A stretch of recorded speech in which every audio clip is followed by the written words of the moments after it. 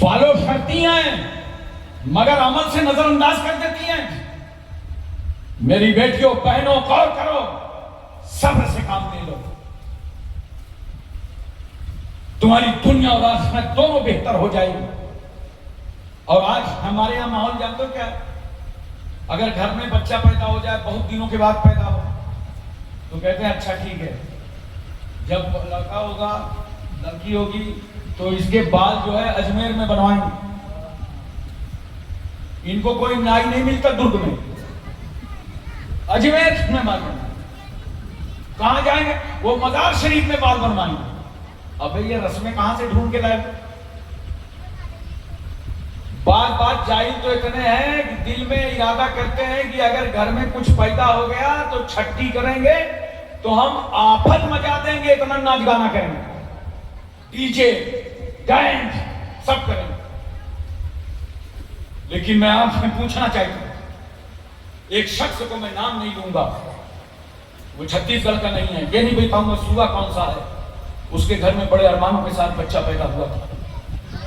میں نے اس میں بہت مبارکبادی دی, بہت دعائیں کی, بچہ پیدا ہو گیا. لیکن جو آفت اسپتال سے لے کے گھر تک ان لوگوں نے مچایا, ناچتے ہوئے, ڈانس کرتے ہوئے, ہنگامے کرتے ہوئے, بجائے اس کے کہ خدا کا شکر ادا کرتے ہیں, ناشکری کر رہے ہیں, شیطان کو دعوت دے رہے ہیں. گھر تک آئے, رات بھر ڈرامہ کیا, صبح اس بچے کا انتقال ہو گیا. میں تمہیں سبق دے رہا ہوں مسلمانوں کہ جب آل اولاد کے لیے نیت کیا کرو, منت مانگا کرو, نظر مانگا کرو, تو یہ یہاں وہاں بال بنوانے کی مت مانگا کرو.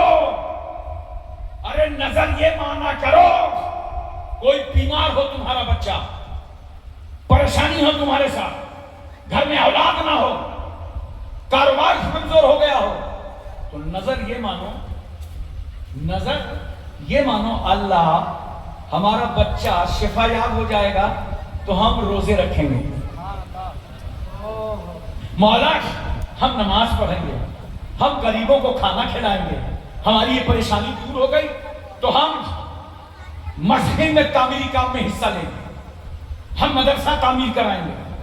ایسی منتیں مانگا کرو. اولاد نہ ہو رہی ہو تو منت یہ مانگو, یا اللہ ہمارے بیٹا پیدا ہو جائے گا تو ہم اسے عالم دین بنا دیں گے, ہم اس میں حافظ قرآن بنا دیں گے. ایسی منتیں مانگو. دیکھو بڑی پیاری بات یاد آ گئی مجھے, حضرت ام سلیم انہوں نے منت مانگی تھی کہ اگر میرے گھر میں بیٹا پیدا ہوگا تو میں اس کو رسول کی غلامی میں دے دوں گی. تو حضرت انس پیدا ہوا, لیا, صاف ستھرا کیا, لے کے سرکار کی بارگاہ آئیں. سرکار فرماتے ہیں کیفا جیتے ہو یا ام سلیم, کیسی آئی ام سلیم؟ کا سرکار نظر مانگا تھا بچہ پیدا ہوگا تو آقا کی غلامی میں دے دوں گی. پیغمبر یہ بچہ پیدا ہوا آپ کی غلامی میں دینے آئی ہوں. سرکار نے فرمایا کیا یہ منت مانگا تھا کہ میرا بچہ رسول کی غلامی کرے گا؟ قالت نام یا رسول اللہ, ہاں یہی تو منت مانگا تھا. تو کہا کیا یہ بھی منت مانگا تھا کہ میرے بیٹے کی رسول غلامی کریں گے؟ کہا سرکار یہ منت تو نہیں مانگا تھا. تو کہا یہ تو 4 دن کا بچہ لے کے آئی ہو, ابھی تو اس کی خود ہی خدمت کرنا پڑے گا, کیا واپس لے جاؤ. جب واپس لے جانے لگی تو اللہ کے رسول نے دیکھا کہ ان کا دل ٹوٹا ہوا ہے. کہا مسلم واپس آؤ, واپس آؤ. واقعات پیغمبر نے ان کے بیٹے کا ہاتھ اپنے ہاتھ پر رکھا اور نبی دعا فرماتے ہیں اللہم بارک فی ہے, اللہم بارک فی ہے, اللہم بارک فی ہے. اے اللہ اس میں برکت نازل فرما دے, اس میں برکت نازل فرما دے. اللہ نے اتنی برکت دی کہ حضرت انس تمام صحابہ میں آج راوی حدیث بن کر ستاروں کی طرح چمکتے نظر آ رہے ہیں. ایسی منت مانا کرو. دیکھو حضرت امام حسن و حسین بیمار تھے تو اللہ کے رسول صلی اللہ علیہ وسلم عیادت کے لیے تشریف لائے. یاد کرو مسلمانوں, کوئی بیمار پڑ جائے نا تو اس کی عیادت کے لیے جایا کرو. وہاں راجنیت کرنے مت جانا, عیادت کرنے جانا. کیونکہ تم ساتھ میں جو پھل فروٹ لے جاؤ گے نا وہ مریض تو کھائے گا نہیں, لیکن تمہارا فائدہ کتنا ہوگا معلوم ہے؟ جب تک اس مریض کے پاس تم بیٹھے رہو گے 70,000 فرشتے تمہارے سر پر سایہ کیے رہیں گے. آج کل کون بیمار ہے, کیا ہے, کسی کو کچھ پتا ہی نہیں ہے. تو کہتے ہیں ٹھیک ہے کوئی بات نہیں ہے, چلتا ہے.